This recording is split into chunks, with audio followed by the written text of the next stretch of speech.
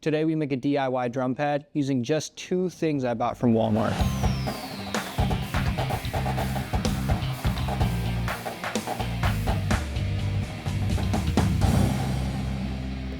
If you've ever been interested in making your own custom drum pad, or the ones in the market are just too expensive, you might want to keep watching this video because the drum pad that I'm going to make is going to turn out really cool.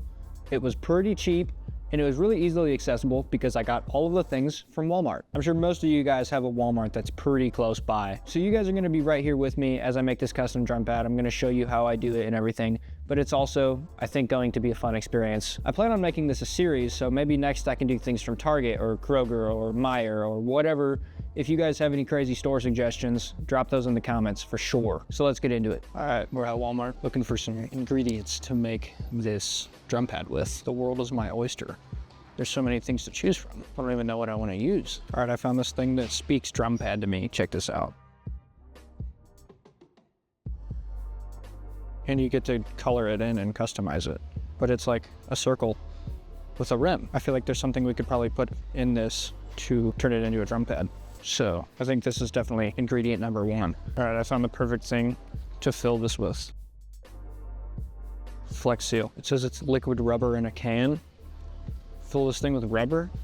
Boom, drum pad. I don't know, that seems too easy. That's totally what we're gonna go with. I can choose between clear, white, and black. I think I'm gonna go with black because the back of this thing is black. I feel like black is just gonna look the cleanest. So I'm gonna get the black one. The Flex Seal is $35. It's kind of expensive, but it is a lot. This little circle wood thing was like $5, so it's a pretty cheap drum pad. All right, we got the stuff.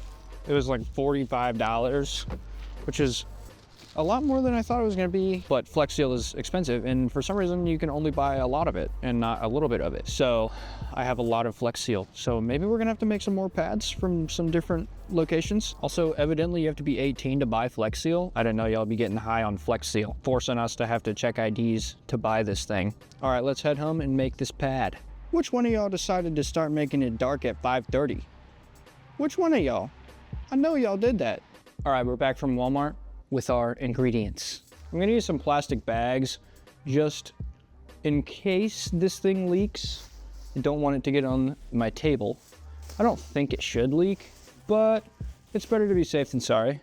All right, so I was pretty lucky in finding this. If you don't have this exact thing at your Walmart, I'm sure there's substitutions to be made. You could probably find something like a cutting board or maybe like a wooden plate or something that would work just as fine. Let's go ahead and open the Flex Seal.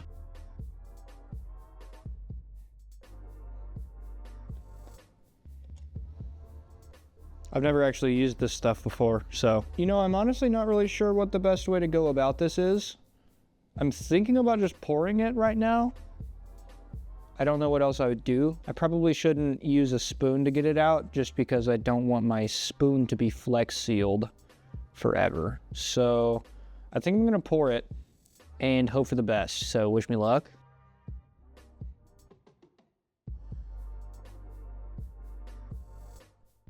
Wow, this is really, really satisfying. Yo, I think this is gonna be a sick pad. Well, I have a little on the side. I'm not sure what I'll do with that. I'm gonna go wipe it off actually. BRB. All right, all clean. I'm gonna put this lid back on and hopefully if I need to use this again, the Flex Seal that's in the actual lid seal doesn't just glue it shut permanent forever. So I wanted to just show you what it looks like up close. It's nice and shiny. You can see me. Hey, what's up? I think this thing's gonna turn out pretty cool. So apparently this thing takes about 24 to 48 hours to cure. So I'm gonna just leave it right here for about 2 days and come back and update you guys when it's ready. So I'll see you then. All right, here we are 5 days later, and I think this thing's finally ready. Here's a close-up of it.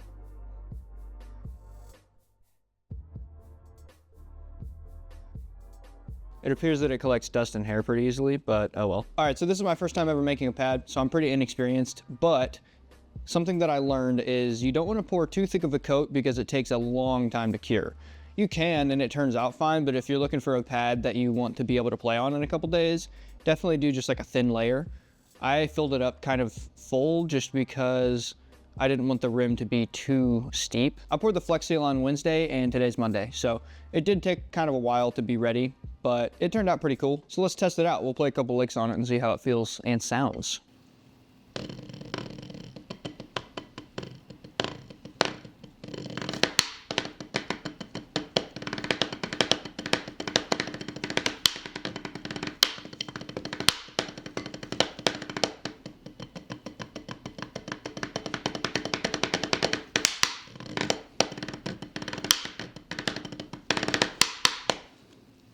All right, so my initial thoughts, this thing actually feels pretty good.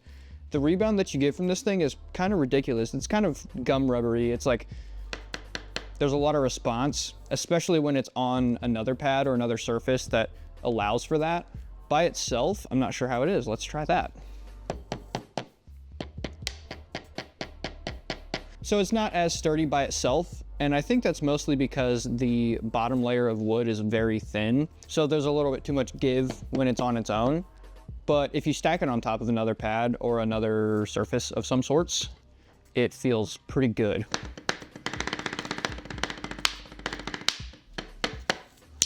This is genuinely a pad that I'll probably use in the future, whether I'm practicing or just messing around. Maybe I'm a little biased because I made it, but either way, I think it turned out pretty cool. I also think it sounds really good too. It's pretty quiet. So if you have neighbors or parents that don't like it when you drum, it's not too loud. It also has a rim, so it's somewhat realistic. And I actually think that those rim shots sound pretty sick.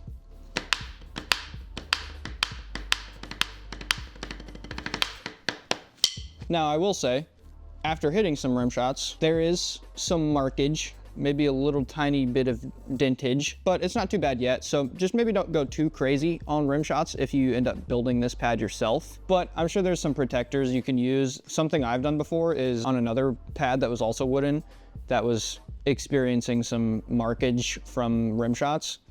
I got like a little felt strip from the store and I just cut out the shape of the rim and I stuck it on both of my rim shot zones, and it protected it just fine. So that's something you could probably do to this pad just to protect it from rim shot damage. Not to mention, you can paint it. Now, if I had paint, maybe I would paint it, but for now, I think I'm good. I'm also not that good of a painter, so whether or not I actually paint this thing, unlikely.